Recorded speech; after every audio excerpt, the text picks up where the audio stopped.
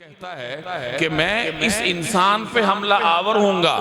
اس کی دائیں طرف سے،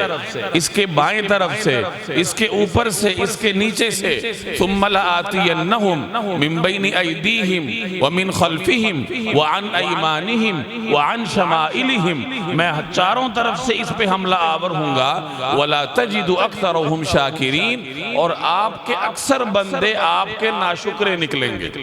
کہ میں ان پہ جد و جہد اتنی کروں گا، میں ان کو آپ کا شکر گزار بندہ نہیں بننے دوں گا۔ یہ شیطان انسان سے ایک قسم کا بدلہ لینے کے چکر میں ہے کہ جس انسان کی وجہ سے مجھے دنیا سے نکالا گیا، اس کو میں اللہ کی طرف نہ جانے دوں۔ اور ایک اور جگہ شیطان اپنے یہی ناپاک ارادے اللہ تعالیٰ کے سامنے یوں بیان کرتا ہے کہ یا رب العالمین، چونکہ آپ نے مجھے راندہ درگاہ کیا، آپ نے مجھے یہاں سے نکالا، تو میں کیا کروں گا؟ لَأُزَيِّنَنَّ لَهُمْ فِي الْأَرْضِ وَلَأُغْوِيَنَّهُمْ أَجْمَعِينَ، میں ان کے لیے زمین کی چیزوں کو مزین کر دوں گا، امیدیں دلاؤں گا، ان کو کائنات کی چیزوں سے امیدیں ہو جائیں گی۔ یہ آپ سے نظر ہٹا کر اپنی ملازمت پہ نظریں گاڑ لیں گے۔ مشکل وقت میں